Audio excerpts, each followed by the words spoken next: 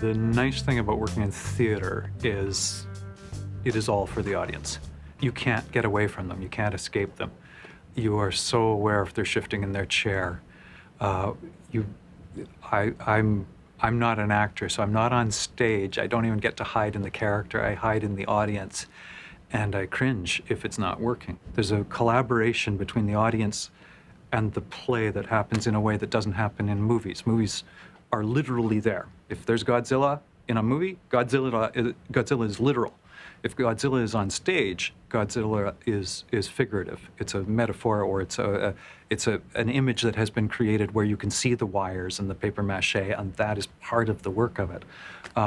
You are always in collaboration with the audience in creating theater because they have to imagine, they have to play along, and that's exciting to the head. As long as I'm delivering on that, I don't have to have a happy ending.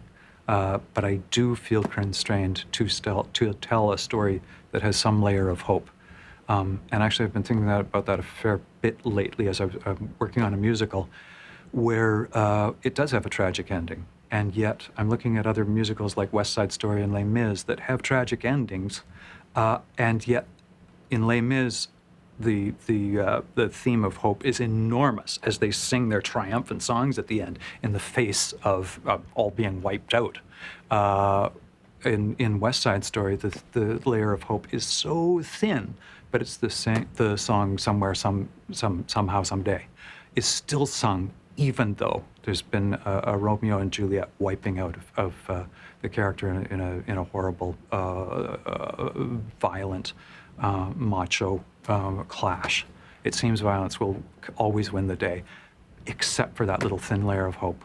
Rhythm was the first skill that I realized that I had as a playwright. I had been writing short stories and doing terribly with them. They were awful. So I heard about a playwriting group starting up, and I went thinking, oh, I'll learn structure because plays are all about structure. So that'll help me.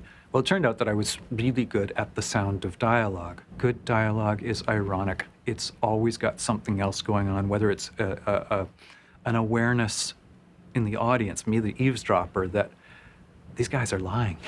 They're faking each other out, or what is it? There's always a shield. There's always a mask that's going on, and if the audience is aware of it, even at a subliminal level, it creates a doubleness.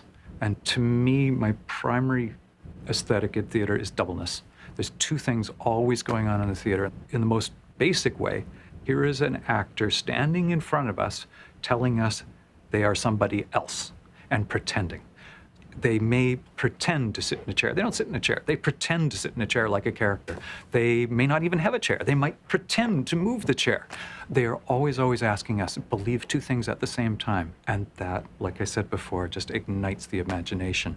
So the more that you can encourage the audience to work on two levels at the same time, and one way I do that in dialogue in many plays is by reducing the amount of information in the dialogue.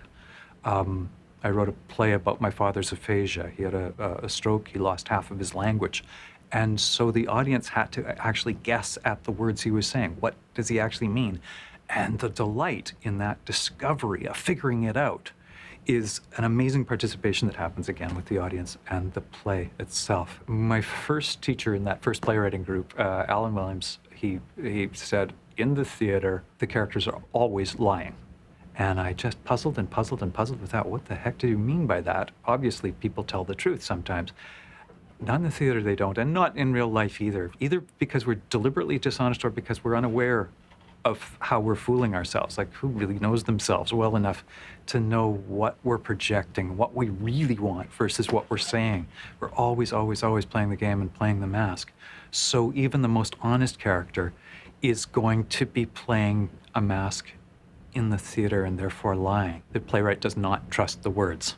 We don't think words are beautiful. We don't trust them because they're the means of lying. But what they're doing beneath it, the subtext, what they're really doing is the action of the play. And you're looking at the characterization, who am I? I'm a nice person, I'm an honest person, and the story is about finding out who are you really underneath and are you capable of change. Every character will have a central motivation for the length of the play what they want overall for the entire play. And sometimes they are unaware that what they think they are chasing is not what they really want. And they discover in the end, that wasn't what I want, and they switch. As soon as I'm writing a scene, I'm thinking about what does everybody want in this scene. I may discover that it has to change, that won't work, that won't cause enough conflict, drive, it won't give obstacles to the other characters to get what they need. We need to force them into making hard choices.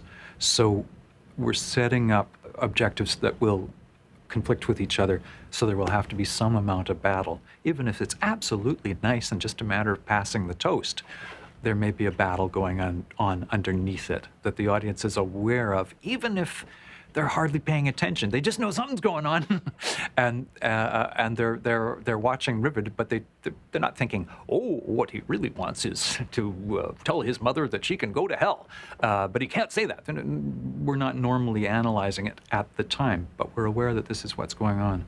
So as long as it's built in, then the actor can find it. And if it's not built in, the actor will make it up, because they have to have an objective to play. It's in naturalistic theater. They must have a psychologically naturalistic objective, or else they're not doing anything on stage. They're simply dead, and no actor will allow themselves to be dead on stage. So if you don't give them something to play, they will play it themselves.